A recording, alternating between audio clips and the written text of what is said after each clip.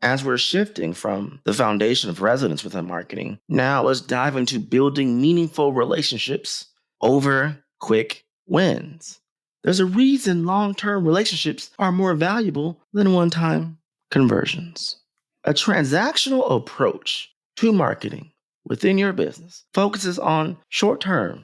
And if we're talking about our entire business in general, you're focused on short-term sales, but long-term relationships lead to customer lifetime value, repeat business, and referrals. Business is not one-dimensional, nor is marketing, nor is sales.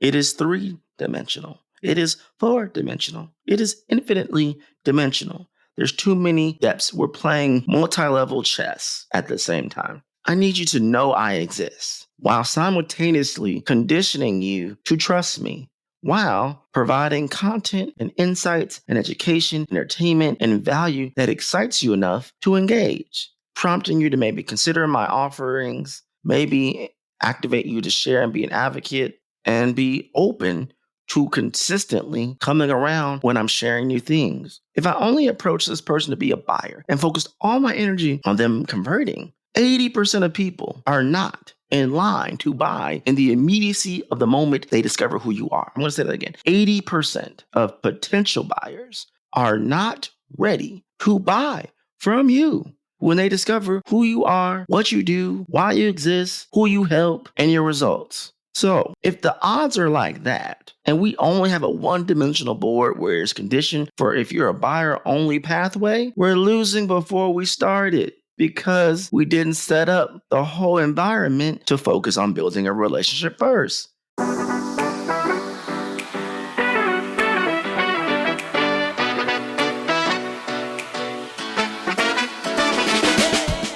Listen, today's sales leaders know their expectations are at an all-time high. Beyond the cold calling and closing deals, sales teams are expected to leverage a slew of different tech to do things like dig into the numbers, quickly switch up strategies, and collab across teams. But there's such a better way to win. It all starts with the new HubSpot Sales Hub. HubSpot Sales Hub unifies your data, your tools, and your teams inside a smart and powerful platform. There's a new prospecting workspace, deal management tools, AI-powered tools that help reps optimize based off of real-time results. And bonus points, the reps can automate their busy workflows so they can focus on doing what they do best, closing them deals. It's smart software for smart sales teams that feels really good to use. To me, it sounds like a smart situation. With Sales Hub, closing deals is no big deal, no biggie. Try it for yourself at HubSpot.com/sales.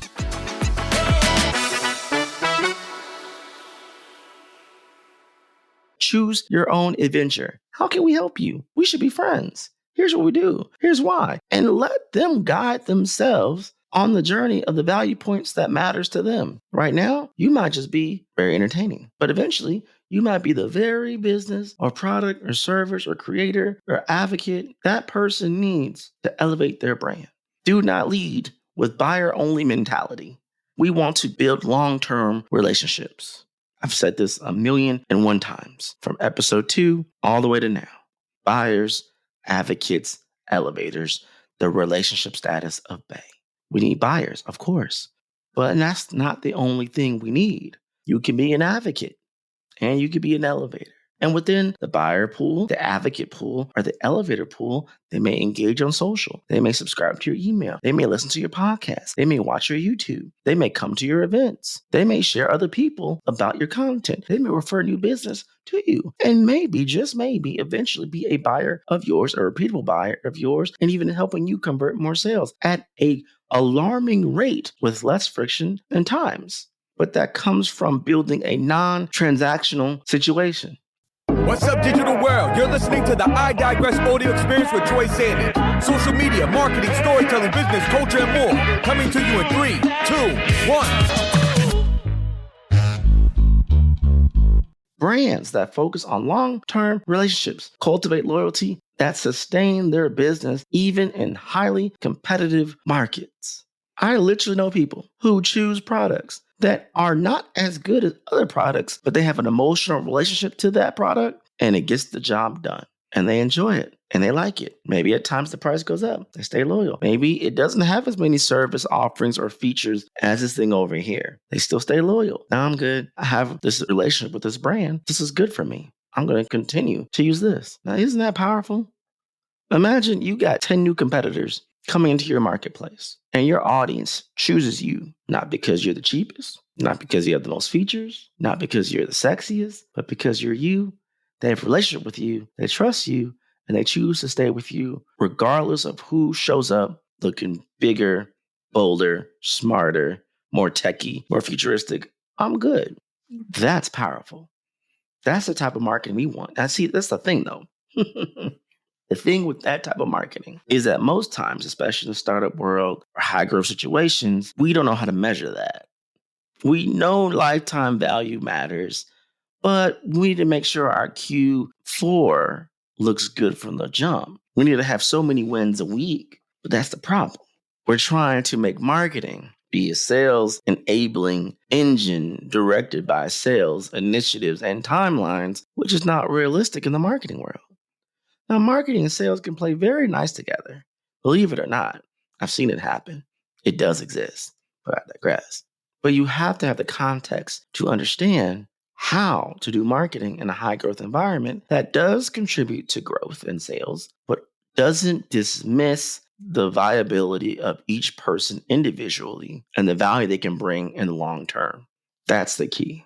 And that's through creating trust and loyalty that resonates on a deeper level.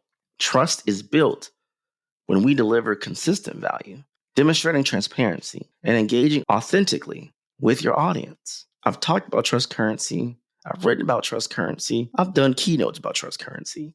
Value is in the context of the beholder. Value is not something we use the word all the time. But what does it mean? How do we give value? How do we receive value? How do we make sure the value aligns with the value demands that the audience wants and needs?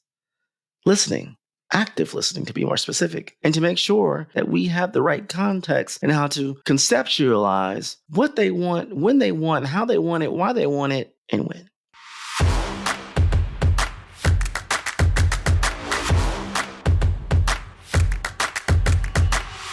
Truth, Lies, and Workplace Culture is brought to you by the HubSpot Podcast Network, the audio destination for business professionals. Join husband and wife team, Al and Leanne, as they dispel myths, impart wisdom, and answer all your questions about finding, keeping, and motivating great people. The show has a unique blend of theory and practice, which helps business owners and leaders simplify consumer psychology. It's all about exploring what makes people tick. Each episode delivers actionable insights and practical steps to create toxic-free workplaces that prioritize employee well-being and enable sustainable growth to build a thriving workplace. Did we mention the hosts are also a married couple? This makes for some very lively and informative discussions. Listen to Truth, Lies, and Workplace Culture wherever you get your podcasts. It's all about relationships at the end of the day. What does your CX, what does your customer service experience reflect back and convey to the audience? How are you building community? And how does your value alignment bridge the opportunity to forge deeper bonds with your audience? Now, to forge deeper bonds leads to our next point on the power of storytelling. From the moment of time of existence, humans are hardwired for stories. We can grasp it, we can understand it, and we think in terms of it.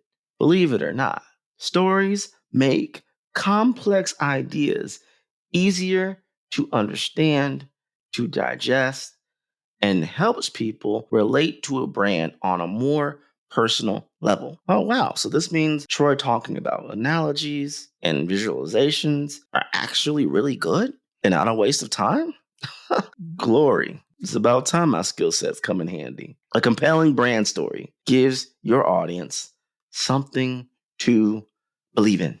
And when done well, it makes your brand unforgettable. So we need to help our brand. We need to help our audience believe in us. Believe in what we offer, believe in what we do. That means being ambassadors and embracing and aligning into our mission and our purpose and our sheer existence, while also creating moments that are unforgettable to our audience. Stories can do all that, Troy? Yes, and more. The story of an iPhone. It doesn't even matter at this point. It's ingrained. You think futuristic, you think high class, you think modern, you think a subset of communities, you think innovation and integration, even though the proof is in the pudding. Samsung Galaxy and other Android products have done things and had features long before iPhone has introduced it, long before the Apple series of products have introduced it. And yet, they still very marketable. They're still very profitable. They launch a new phone, people buy it. Even though it could go probably another year or two, if not 3, without really needing the new phone. It's not just a psychological push, or some may say a manipulation, or some may dare say a buyer habit to have the next iPhone or the next tech gadget. It literally could be, we have this relationship. You have brought me so much joy and happiness. I feel better. I feel more connected. I want to be included. I don't want to deal with FOMO. I don't want to miss out. Therefore, I want to buy this new iPhone. Yep, I'm going to buy the new iPhone. I got to buy the new watch to match. I got to buy the new iPad to match. I got to get the right colors. It's a whole experience for me. All because the story the brand is told, in addition to the story you have told yourself about your relationship with this brand, with this product, and how it makes you feel, that emotional connection, that limbic system where your emotions and your memory reside. And storytelling activates all of that. So you better get really good at telling your story. People love Shark Tank. And at the end of the day, those that win on Shark Tank are those that tell the best stories. Yes, you got to show your numbers. Yes, you have to present a convincing marketing plan and it can be able to do Q&A. But at the end of the day, the story you tell, the story you present, the story you share with these audiences that are waiting to be impressed, informed, educated, entertained, and activated to make a quick decision of yes, no, maybe, or never, ever, ever, ever, all is predicated on the story you allude to them. I've used this example so much in brand strategy, alignment, and brand positioning adjustment strategy calls and planning I've done with brands. And I emphasize Dove's Real Beauty campaign from a long time ago. But they have still carried on that baton and that tone, and it literally changed the direction, the perception, and the usage of that brand, which drove astronomical profitability over a long span of time. And they did that by simply sharing stories of real women and redefining beauty standards. Dove then resonated with millions, thus aligning their brand with empowerment and authenticity and enabling more people who maybe at times would not have considered the brand because of insecurities and because the mass market was pushing heavily on certain nomenclatures of what beauty is defined as. Nah, let's just eliminate that altogether and celebrate the real beauty that is inside of you. That's what resonates with us. That's the story we're telling you. Many people resonate, therefore they vibed, therefore they shared, therefore they bought, and they probably remain loyal customers to this day because they told the right story in a way that was inclusive, engaging, and authentic. What's the story you can tell about your brand, about your business that is authentic, that is real, that is transparent, and will resonate with the masses? So what are some tactics for creating a resonating narrative within your story? Well, for starters, focus on your customer journey. Highlight how your what fits into their lives and solves their problems or brings them joy. Like I've said before, you're either presenting the chocolate cake to activate joy, or you're presenting the Tylenol to heal them and eliminate pain. Use real life examples and real testimonials, not fake ones, not basic ones, like real authentic testimonials that humanize your brand and build authenticity. We say this all the time, though. I'm not saying nothing new in this moment, but if we can be real for a minute, humanizing your brand is more than just having a human talk about your brand on camera or on audio or a human-esque, playful-esque witty-esque voice for blogging.